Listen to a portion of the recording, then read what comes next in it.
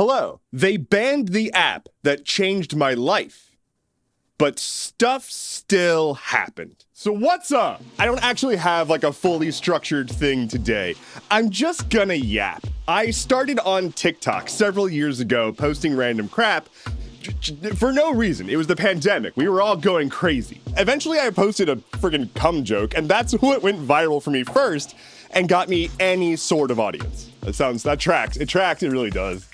From there, I was just posting random stuff. I was just memeing and doing random series. I originally was doing a couple of series. One was I'm the new god, and here's all the decrees I'm making. And the other was my guide for men on how to interact with women. Way back when I had a fake conversation where I literally used an object as a stand-in for a woman, as that's the joke, because I was also saying don't objectify women. Anyway, moving on. I eventually started a blog called What's Going On, with a period.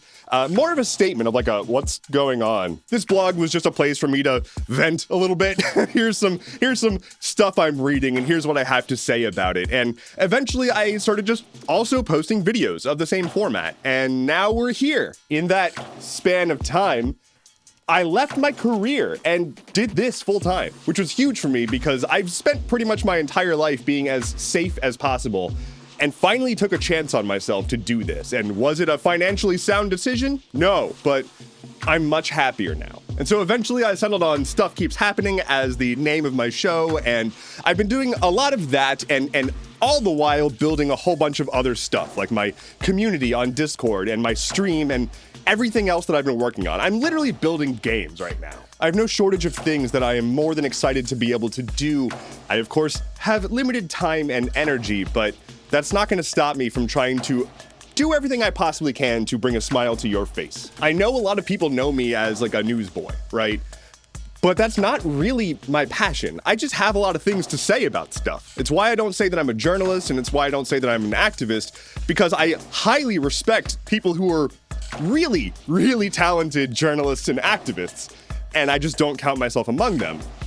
I just appreciate them deeply, because I far more see myself as just an entertainer and maybe an educator, and I just want to make people have an easier time. That's all I think I want to do with my life, you know? I've always been at my happiest when I can make other people feel better. Although he kind of super sucks now, a quote from someone who I used to really look up to, John Cleese, is something that sits in my head, which is, paraphrasing, there's never not a good time for comedy. He went on to say that, like, even in the darkest of times, you could be at a funeral, but if you crack a joke, that means that there's still some humanity there. And while, yes, there's some situations where maybe don't crack a joke, I do think it's important to remember that we can always connect on comedy. We can always find some way to laugh about something. And that's deeply necessary in a world where there's not a lot to be happy about. Things aren't going particularly well for the people of the United States and a lot of the world, honestly, but we know it, and at least we're talking, and at least we have each other. Does that make everything better? No. But it does give us something. It does give us something to hold on to besides just spiraling and feeling completely hopeless, which we still do. But if that's all we had, if we didn't have the occasional laugh, if we didn't have the occasional smile, if we didn't embrace the absurdity and accept that things are whack, but at least we can laugh a bit, I wouldn't be here. Let's just leave it at that. And I don't mean here as in an app or video. I mean here. As of right now, here is what we know about the state of play for TikTok and a few other upcoming events. The TikTok ban has been upheld by the Supreme Court unanimously. Joe Biden said he's not going to enforce it. He's going to let Trump deal with it. And Trump likes TikTok now because he got kind of popular on it, and so that makes him happy about it. Never mind his entire ethos. He likes it now. But what does that mean? Like, when has depending on Trump to pull through to do something helpful ever worked? But based on things right now, we are expecting TikTok to go dark on Sunday for all users in the US, period. That may not happen. There may be some change, but that's all we have to go off of right now. And so, as far as I'm concerned, that's how I'm operating. I also think, and this is just purely my opinion, I think that regardless of if TikTok is saved right now, this is the functional end of TikTok culturally in America. Best case scenario, it gets saved in air quotes, and is radically different, is moderated differently, it has a different owner, the vibes aren't the same. I don't see any other way but being on life support in the future. But I hope I'm wrong. I would very much like to be wrong. What's very unfortunate is that there are swaths of Americans who have never even taken a second to look at TikTok, who think that they know everything there is to know about it and truly believe that the app is a meaningless void that has no value. Instead of, being used by 170 million Americans and producing income for like 7 million small businesses and creators to the tune of like over $10 billion a year. Now, also TikTok sucks. Like, it's a bad app, and algorithmic social media is bad in general for people's brains and whatnot.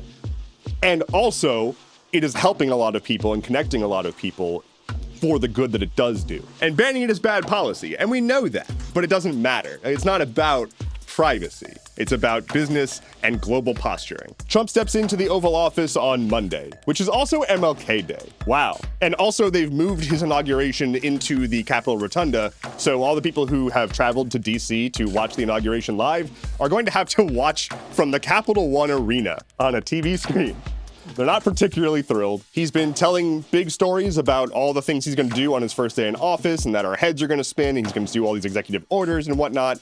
But of course, it's Trump, so every single thing he's ever said has been hedged. So it's always, we'll see what I do, or you're going to be shocked by what I do, or I'll have to take a look at it, or I'll think about that and we'll see what happens. Like, that's not a statement of what's going to happen. That's not telling anybody what your policies are. That's just waiting until the last second to make a snap decision that serves you best. So while there is absolutely reason to be concerned deeply about the incoming administration, keep your wits about you. Remember that they're going to do everything they can to inundate you with so much chaos that you cannot separate signal from noise. And so let me say this, and this goes out mostly to the folks on TikTok who watch me, but this goes to everyone.